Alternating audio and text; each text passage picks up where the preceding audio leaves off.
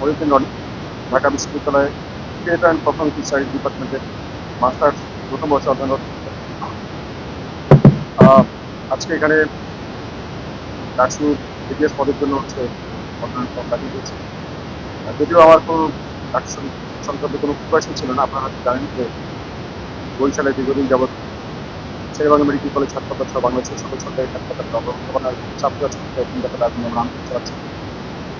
এখানে আমাদের জানেন ৩-৪ দিন আগে আমরা খবর পেয়েছি আমাদের আমাদের প্রতিবেদন সম্মুখীন হলে আমাদের ছোট বোন দুইটা, তার হার্টের টিউমার এবং পানি জমার কারণে সে মারা গেছে। যদি মৃত্যু, এটা অনাকাঙ্ক্ষিত একটা মৃত্যু। সে যদি ঠিক মতো জানতো যে তার আসল রোগটা কি, তাহলে হয়তো এটা ট্রিটমেন্টের ব্যবস্থা হতো, কিন্তু আসলে হয়তো সেই ট্রিটমেন্ট সুযোগটাই পায় না। আমাদের বিশ্ববিদ্যালয়ের দায়িত্ব, আমাদের হেলথ ইন্স্যুরেন্সের ব্যাপার আছে, আমাদের যে খাদ্যাভ্যাস, আমাদের যে কোনো হেলথ ইন্স্যুরেন্সে যে কোনো টাকা হয়, সেই পরিমাণ টাকা কিন্তু মানে দিয়ে কিন্তু বিশ্ববিদ্যালয় মেডিকেল সেন্টার পর্যন্ত চালু করা যেত। খুব ভালোভাবে এটা মেনটেন করা যেত, কিন্তু আসলে হয়নি। এরকম সব বিষয়ে চিন্তা করে ঢাকায় এসেছিলাম, তো যাতে বিশ্ববিদ্যালয়ের শিক্ষার্থীদের সাথে যোগাযোগ করা যায়। এবং এখন এইমাত্র খবর পেলাম যে বরিশালে আমাদের যারা শিক্ষার্থী বন্ধুরা আন্দোলন করছে, তাদেরকে আজকে ডিসি মহোদয় আমাকে ডেকেছিলেন স্মারকলিপি নেওয়ার জন্য। কিন্তু শুনেছি বরিশালের শিক্ষার্থীরা মাত্র পুলিশ তুলে নিয়ে গেছে। আমি এখন আবার বরিশালে যাচ্ছি, আর যদিও সময় অল্প, তাই আমি আমার অবস্থানটা জানান দিয়ে গেলাম।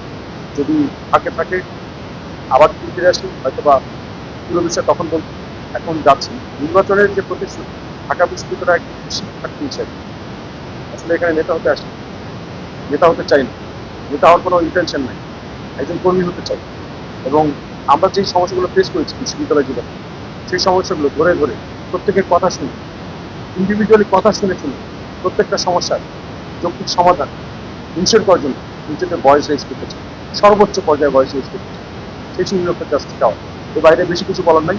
এখন এমার্জেন্সি ক্রাইসিস মোমেন্টে ওখানে যাওয়া যাবে। এখন পর্যন্ত স্বতন্ত্রতা প্যানেল থেকে যাব, এই সিদ্ধান্ত এখন পর্যন্ত নেয়নি। মানে এটা খুব মানে কোনো রকম প্ল্যান ছিল না, প্ল্যান ছাড়াই এখানে পার্টিসিপেট করে গেলাম। হ্যাঁ, আমি আগে ওইখানে পরিস্থিতি সামাল দিয়ে এখানে আসি, ইনশাল্লাহ সবকিছু এর সাথে আমরা ফেস করবো, জানাই। ভালো থাকবেন।